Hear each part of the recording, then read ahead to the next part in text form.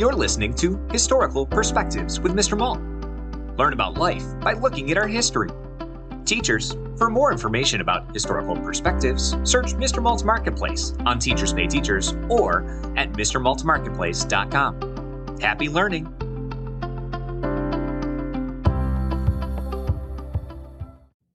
Submission for the school newspaper. Dear Mr. Anderson, here is my submission for next quarter's school newspaper. It is about fake news in the 1800s. I hope you will include it in the quarterly Dry Creek Journal that all the kids read. I want to be a journalist when I grow up, and this would be my first publication. I would save it forever and talk about it when I'm old and winning awards. Here it is. Even in the 1800s, a person could not trust information. Yes, even that long ago, there was fake news. How could there be fake news before internet and TV? Well, it all happened in newspapers and books. One of the most famous lies ever told was written in a book published in 1806.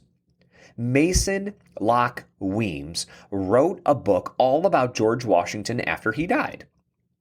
First, Mr. Weems wanted to sell a lot of books. Second, he wanted people to love George Washington forever.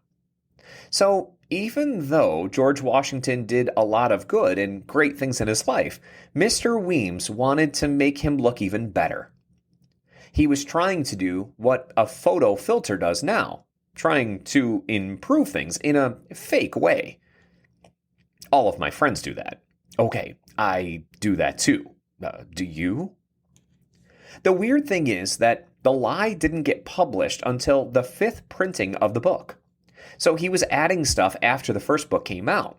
What was the lie anyway? In the lie, or story, George Washington was a 6-year-old who received a sharp tool as a gift.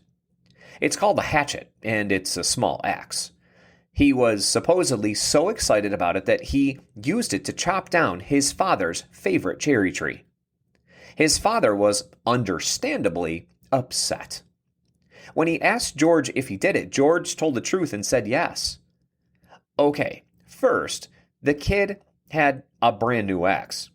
We call that incriminating evidence on TV. Still, his father was full of joy that George told the truth. Did he usually lie?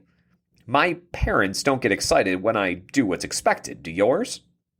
Anyway, the famous ending of the story is that the father was so happy George was honest that he said, "Honesty is worth more than 1,000 trees." All of the cherry tree chopping story is a lie. At least, that's what the history experts think now. Mr. Weems just wanted to make people love George Washington for his values as much as his accomplishments. That is a good thing, but shouldn't Mr. Weems be more worried about his own values? He's the one who lied in a book. The end. Thanks again, Mr. Peterson. When I use the asterisk symbol, it's for the teachers or families to discuss the question. I thought I'd make it interactive. Sincerely, L. Widman. I use an initial so people don't know if I'm a boy or a girl, and so they can read the article without caring about that. Can't wait to hear if it will be in the journal. Thanks for listening to this Historical Perspective. If you enjoyed this episode, be sure to subscribe.